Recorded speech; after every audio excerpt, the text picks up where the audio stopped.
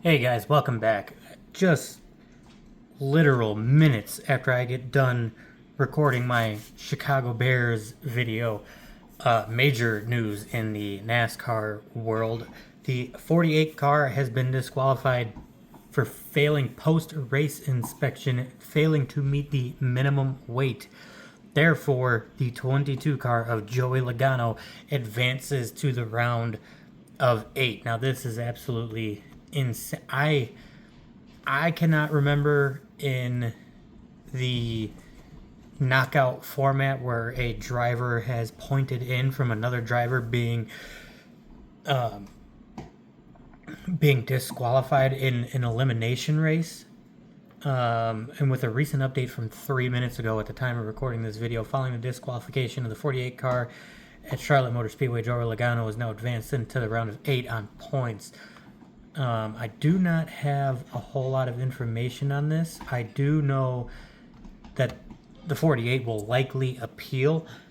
I believe that appeals get heard on Monday and Tuesday, and usually there's a verdict by Wednesday, and then if it's upheld, you can go to final appeals, and I think that gets an answer by Friday or Saturday. But this race at Charlotte was absolutely insane to begin with. I began watching it right after I had watched the Bears game. I watched some of the Packers game, and then who else? I watched a little bit of another game before the race had started, and the race was, crazy. Hamlin was out at one point and then in, and that turn 7, that pin hair turn, helped so many people today, and then it also really screwed up a lot of other people's days. Here on Twitter, one of the comments is, "Cool, you could disqualify the Detroit Lions now, asking for some friends." That's a good one. Reddick and Logano both in because this battle between the two. I'm not saying that I'm the biggest Logano fan on the planet. However, it is fair to argue that he has been one of the most what do you call it, consistent drivers so far this season. So, again, for this to happen in an elimination race is absolutely huge. I cannot recall a time since 2014 when they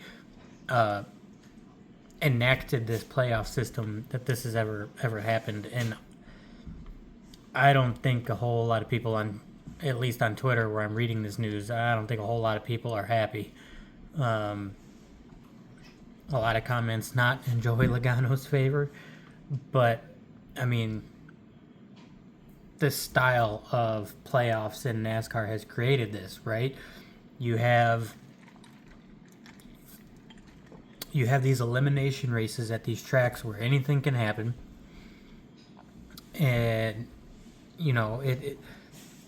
it creates these kind of situations where you can get eliminated by something that's out of your control. And one thing that I've always been curious about in NASCAR is that if this car passed pre-practice and post-practice, pre-qualifying and post-qualifying, and pre-race inspections, how does a car wind up being too low post-race? Because as far as I know, wedge and track bar adjustments can only go so far, and there's a limit as to how high and how low you can take it.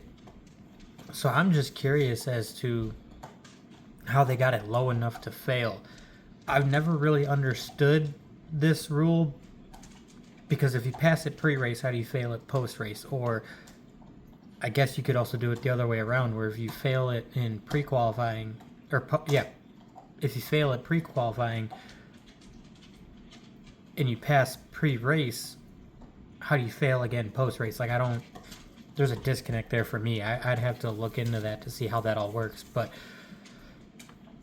crazy for Joey Logano, because he's looking for that third championship, and that's got to be crushing for the 48 group, because they had been pretty consistent through the playoffs, and to get credited with a 36th place finish today from a disqualification is pretty tough. I mean, that's unfortunate because you just went from having all 4 Hendrick drivers advancing to the round of 8 to now you got 3 of them. And I mean, it was Hendrick's show to lose, really, for the most part. I mean, those Hendrick guys have been just dominant all year. But yeah, so Logano in, Bowman out, pending appeal. We will see what happens with that midweek. I'll probably come in with a video midweek just discussing what happens with that appeals, whether it's upheld or if it's reversed, and then if they go to final appeals, and we'll kind of keep on next week with next week's races. So y'all take care, and I'll see you in the next one.